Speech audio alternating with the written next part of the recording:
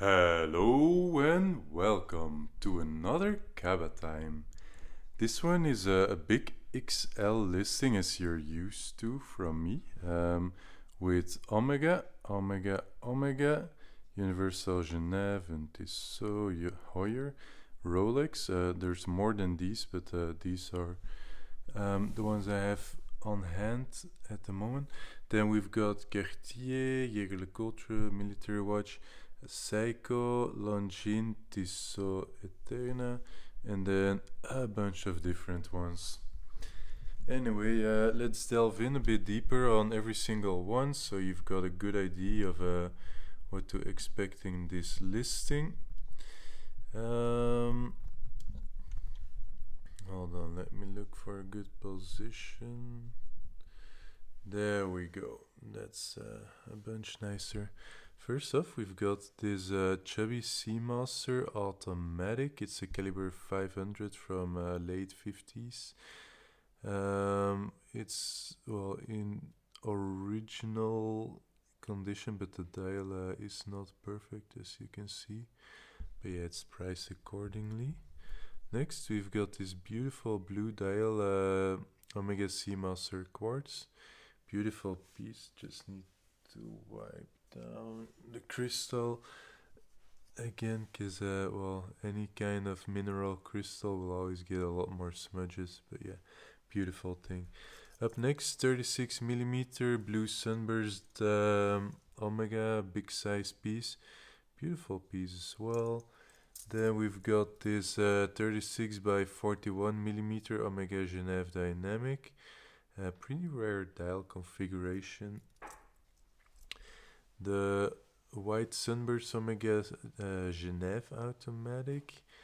This one is from the late 60s. Then we've got the gold plated equivalent manual wind. This one, beautiful piece as well. Up next, we've got Omega Deville automatic square. The nice piece, this one, light patina on the dial. Next up, we've got a new old stock Omega Geneve square. This one is a very rare one with caliber 1481. This one still has a purple new old stock goo on the case back, comes with a bracelet and everything. Just a very special piece. Then we've got this rare bird with 14 or 18 karat solid rose gold bezel, very rare. Beautiful step bezel, gorgeous piece. And then this one also with solid rose gold bezel, just rare piece in beautiful condition. Then in the second row, we've got a bit newer watches, but not quite as new as in the third row, where we'll get to in a little bit. So up first, we've got the Seamaster 600, beautiful piece, white Sunburst dial. As you see, most of these aren't running because I haven't wound them, but yeah, if you wind it starts running instantly.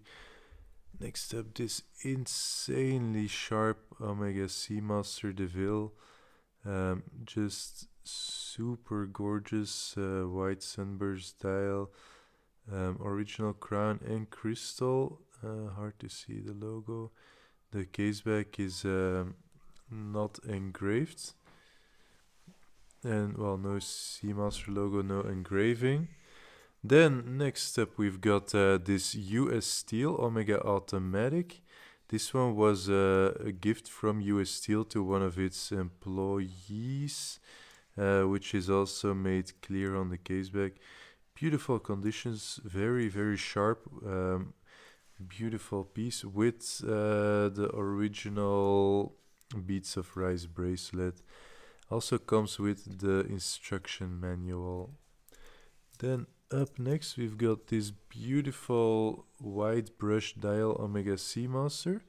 It's white or silver brushed, depending on how light hits it. Dial ranges from very, very bright white to more like this.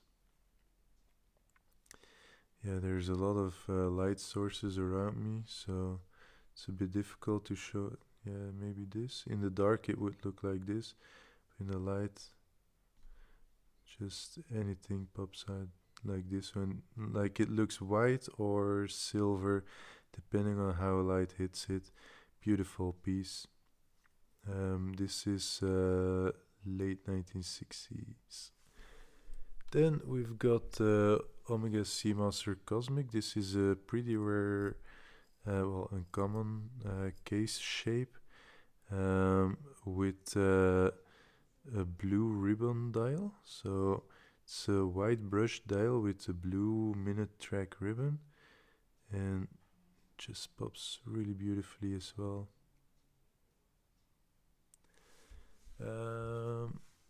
Let's see, I don't hit any other watches. There we go. Then we've got this silver sparkled pipean dial Seamaster Cosmic. It's a German disc. It's not telling you anything. Well, except for the day, nothing else. Let's just. There we go. It's a bit friendlier to see. Yeah, beautiful condition. This piece, I believe the previous owner had it serviced. I think in 2020, but well, just check the individual descriptions later for the listing. I'll have to look it up again.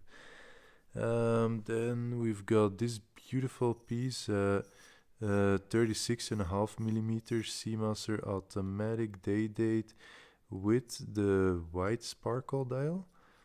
Just really stunning in big size and just very nice condition. These are well, pretty desirable because of its bigger size and just super stunning pieces. Let me just continue this so you see the date. Well, the date sits nicely. It's just because it was about to change that it was there. But yeah, nice wrist presence. Then we've got two very similar pieces. We've got the Omega Geneve manual wind and then the Omega automatic. This one, often you also see it as Geneve, but it's US market. They often also have those without any markings, usually with an engraving on the back. This one doesn't have an engraving, however. This one, super sharp condition, has the original crystal, but the crystal has crazing. I can replace it if you want. Crazing is just natural occurrence because of age. There's like micro fractures. But yeah, I can replace the crystal if you want. Just let me know. This one also really beautiful, champagne sunburst dial. Just really stunning piece. There we go. Yeah, this is a caliber 1012. Often they need a little shake to get going. Well, and actually properly wind them. But yeah, this one does work. But watches often like to make it a bit awkward when you're making video. But yeah, as you see, like often the caliber 1012, like the newer series from the 1970s, they often need a little shake to get going if they are if service history is unknown. Even if they have been serviced, sometimes can still happen. Then up next, a lot more modern, obviously. We've got this beautiful, super crisp Omega Seamaster Bond. This is the original Pierce Brosnan GoldenEye model, the Quartz 41mm. Yeah, this one is just because of the sticker, and the sticker protects it against scratches, so it actually looks better with it off, but I'll just leave it for the time being. You can pull it off if you want, just because, I am sure you like to get it with minimal scratches. Super sharp piece, really beautiful. Then we've got this one, the successor of that one. This one has metal accents around the indices, which gives it a bit of a slightly more luxurious appearance. And just really stunning piece as well. Also the red Seamaster and big logo case back. Then we've got a rare bird. It's the titanium Seamaster Bond version with electric blue dial and gigantic lume indices. It is just incredible. Also, what I love about this, it's fully titanium bracelet, everything. If you haven't seen the new Bond watch yet, I absolutely love the watch, but I hate the bracelet options that you get for it because you only get a NATO or a mesh, which both don't really look very nice. And I just wish they had this kind of bracelet on that watch. Or I was actually thinking if you put that dial in this, well, if you have a modified dial for this watch, it would absolutely kill it. But yeah, just an idea. This one, however, super beautiful, automatic. Let me just, yeah, there you go, ticking beautifully. Then up next, we've got the Seamaster Chronometer soccer timer. Let me just, there we go. There we go. So yeah, this one is a 1968 Omega Seamaster soccer timer. As you can see, dial is a bit patinated, but still looks nice. Nice piece overall, but yeah, it does have signs of age. But yeah, they're pretty desirable, pretty uncommon, and well, quite collectible. Up next, we've got the Omega Seamaster Chrono Stop. This one is a 41mm with regatta bezel. So you've got a classic chrono stop function, which you do with these two, and then the inner bezel, which you can turn by the button on the left. So this one basically just boom, and then this one controls the inner bezel. It's bi-directional, so you can rotate whichever way you want it to go. Yeah, it's for regatta race timing, blah blah blah. Don't know the specifics of regatta racing, but I think the 5 and 10 minutes are important. Maybe that's like for you have time between departures or something, like when one team leaves and you wait 5 minutes and the next one leaves, something like it maybe. Anyway, really beautiful watch. Nice unpolished condition. Then we have a rare Hoyer reference 2406 Big Eyes. This one is a 34.5mm chronograph from the 1940s, powered by a Lon Jin caliber 13. Really beautiful piece, and just look at that dial. Very nice original condition. Then after that, we've got this Tissot. This is a reference CH27-41, I believe.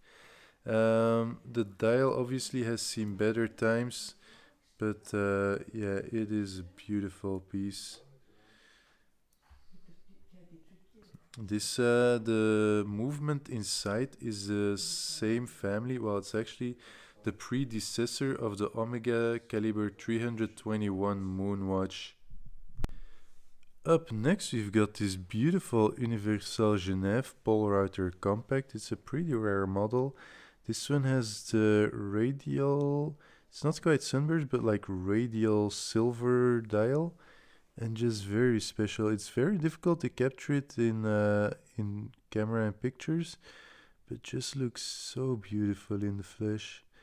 Rather than a classic Sunburst where you've got stripes that emerge from one point, this is radial, like all circular around the center pinion.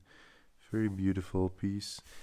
Then we've got a good classic bumper automatic pole router.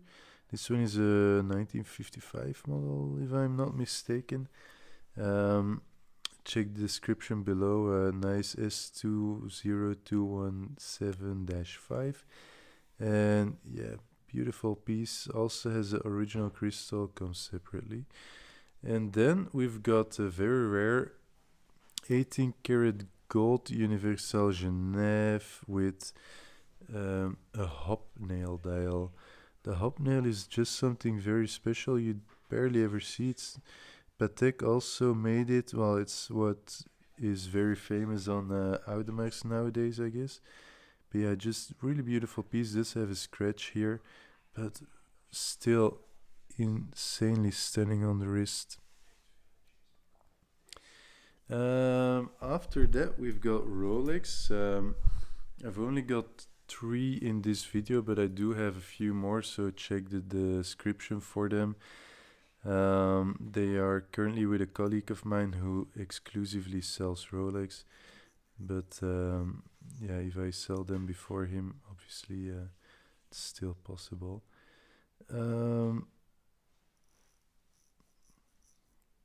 Yeah, this one, a nice reference 1500. Beautiful piece, nice condition. The white Sunburst oil is a light pattern, as you can see. The crystal does have a crack in the edge, but yeah, overall very beautiful piece still. Just very stunning. Then we've got this Datejust reference 16013, 16013 from 1980s with a beautiful champagne linen dial. Just really stunning piece, very deserving of some wrist time. There you go, get some ticking action. Up next we've got this gorgeous Rolex 1601 from the 1970s. This one has a beautiful champagne pipe and Sigma dial, and just stunning piece. Then up next we get to the second part. We've got Cartier and some others. Let's obviously start with Cartier. We've got this women's tank manual wine, superb condition, super crisp. All of these Cartiers have just been fully serviced by Cartier Service Center. Come with the Cartier pouch, like this one, and the Cartier service papers and everything. So yeah, really quite something. Up next, ladies manual wines with beautiful red or maroon dial or whatever you want to call it. Really difficult to photograph nicely, but this one is also super crisp, super beautiful piece. Absolutely amazing. It does have some smudges from my fingers, but other than that, perfecto. Then we've got 2 ladies Santos. The left is the classic Santos, but it's a rare version because this is not it's not all stainless steel, but it's actually steel with 18 karat white gold, which is very rare, and especially with the Gaudron bracelet. This is a classic type of bracelet. This is the Gaudron, which was only in production for a few years in the 1980s, and well, it's a lot more rare and super beautiful as well. This one, both of these just pop incredibly gorgeously. Just super nice watches. This one is a Santos Ronde, also ladies obviously. Really nice condition as well, and just really beautiful. Just has this mark on the bracelet. Then up next we've got this men's Santos Ronde two-tone with the grey slate dial. This is also just really stunning. Also been fully overhauled and just pops so gorgeously. As you see, one wind already gets it going. Then after that we have this one. It's one of my ultimate favorites. It's the Cartier Santos Galbi Moonface, and just so incredibly stunning. This one is from 1989 or 1990, and has also been fully refurbished, and just incredible piece. It's well, my favorite complication is the moon phase, and with blued hands and everything, it's just super classy. Perfect everyday wear because it's a quartz watch. Then up next we have, let's move the camera a little bit. We have this one first, the CWC. This is British Army issued in the 1970s. CWC made watches for the British Army for quite a while. And yeah, they took over from Hamilton in the 70s, and this is the W10 from 77, as you can see. Yeah, very cool piece. This was actually issued to the military, as you can see by the Fion. So yeah, cool history, cool piece. Up next, we've got this Le Coultre Automatic. This is a power wind with a power reserve indicator. Beautiful black dial. Very nice original condition. Original crown as well. It's not working. It needs a service, and also there's wear on the edge of the case back. Up next, we've got this one. It's a French market Jaeger LeCoultre Powermatic Fab Suisse in a steel case, pretty uncommon. Has patina and faded on the dial, and also it needs a service. Beautiful blue diamonds hand though. Then in the next row, we have a beautiful blue dial Seiko speed timer. Let's just wipe it down as well. Just really stunning piece, this thing. This is a Japan market, was only made for Japan. Nice piece. Then we've got this one, also Japan market, King Seiko. Nice original condition. Does have some, like here, mark on the dial. And it's got a cool engraving. I have the translation somewhere, but I forgot what it is. I'll put it in the description. Up next, we've got this incredible Lon Jin Seitake. It's just super beautiful and very nice original condition. Beautiful blued hands, and just everything a collector wants. Has some radium burn on the dial, but pretty mild, and looks kind of like a sun, so that's also pretty cool. Up next, we've got the Lon Jin Comet. This one is from the 1970s. During the quartz crisis, they think this one was made together with Record, which Lon Jin bought in 68. And yeah, cool model with the minute track on the inner bezel. And yeah, pops nicely. Special case as well. It's quite big. I haven't measured it yet. I believe like 37 something. So yeah, it's nice wrist wear as well, and very affordable. Then a beautiful Tissot quartz with a snowy white dial. This reminds me of the Grand Seiko you have nowadays. Well, the snowflake, I guess it is. And yeah, just super beautiful dial, really beautiful watch, all original with original crown, original bracelet, everything you can want, and just perfect for everyday wear, and super stunning. Have I said it's beautiful yet? It's just a very versatile watch, incredibly beautiful, I think.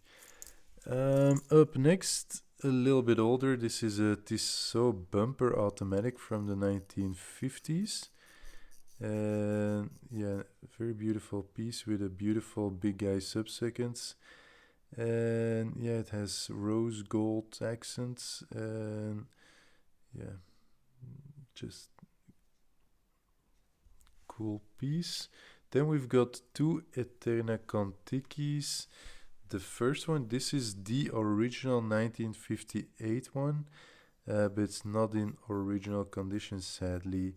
The crown is original, however, the dial, I believe, has been repainted. I'm not an expert on these Contikis, but I think it's fairly obvious the dial has been repainted. Also, the green loom, clearly has been redone. Case has also been polished. Yeah, maybe not.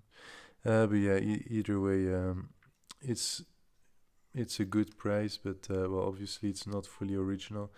But yeah, it's very rare to find it with this dial, especially with the minute ticks at the outside, and also with these big hands, because usually the minute ticks are on the inside. Also, the original with date is rare and hard to find. Then we've got a newer model, Kontiki. This one is from the 60s, I guess. 37 millimeter case. Yeah, dial is patinated, but yeah, it's a fair price and well, still pretty cool and desirable watch. Then the last section, we have a lot of different watches, but a lot of pretty things. First up, we've got this Bergana automatic with an insanely dark gray leaden dial with gold accents. It is just, this is a thing of dreams. Well, the dial is super luxurious for a pretty unknown brand. If this had been on an Omega, it would be a $1,500 watch probably. But yeah, this is a Bergana, so it's maybe $100 or $150 watch. Anyway, up to the next one, we've got this gorgeous Mido Multifort. This one, the dial is just out of this world. It's a true testament to the style from the 1940s, 1950s. This one with gray, black, the yellow for the loom, and then also some slightly red accents, the red text and everything. And the red minute ticks, just super beautiful. Having a hard time finding an angle under which it isn't too blind by the reflection from the light, but yeah, I just love it. Up next, we've got this Buren/Hamilton automatic diver. Check out this crown. This is a helium escape valve, which is pretty rare, especially for, well, a watch of this price. And yeah, very cool piece. It's got the rotating bezel. This one was up to 12 ATM, 600 feet. And yeah, just really nifty diver. And yeah, rotating bezel still works, and beautiful gray Sunburst dial. Next, we've got this beautiful Santos with white Sunburst dial. Nice piece, nice condition. Then we've got this really cool Rolex moon phase. This one isn't a real moon phase, it's painted on. But, well, it is original, like it's just the way the watch was designed. Trying to find an angle to make it visible, but like it has stars that are like, well, they are not printed, but actual, well, they stick out of the dial, and just really cool piece. I love the design of it. Just something else and very affordable, so pretty sweet for random stuff. Next up, we've got an alarm watch. It's not a Le Coultre Memovox, but same principle and just awesome piece. This one, well, you've got, yeah, just look at the video for this one alone. I explain everything there, but alarm works perfectly, and that's how you want it to be. So let's pull out the crown. I'll just give you a quick taste. There you go. Yeah, that's enough for that. And then move on to the next one. This one, beautiful Eterna sub-seconds with radium lume numerals. This one, pinnacle from 1940s.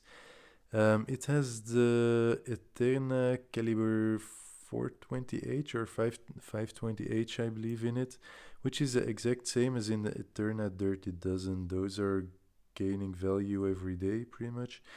And well, they take this one up with them because you can't find any parts for them anymore. So this one just becomes valuable. Well, it's already valuable because of its looks and its Eterna, all of that. But because of the movement, it just becomes more valuable, and that's quite nice, of course, to have. They've got this beautiful Grün Curvex, nice tank. This is a newer iteration of, well, watches like the Rolex Prince from back in the day. And yeah, this one is a quartz watch, but very nice. Then we've got 1940s Zenith tank, just super beautiful, amazing piece and very rare. And then lastly, we've got the Favre Leuba Sea Raider. This one is the same model as the Zenith Respirator. There we go. And yeah, super cool. The dial has patinated into like purple gold and just really sweet piece. There we go, that's a bit better. This works with a compressor case which was designed by Piqueret. The same case was also used for the Hoyer Monaco and another, maybe the Camaro or something, another model from Hoyer from the time. And yeah, special case design and a very cool piece. Very big, well, big wrist presence as well. So very cool, very cool. Anyway, hope you enjoyed. There's lots of watches, so well, lots of options.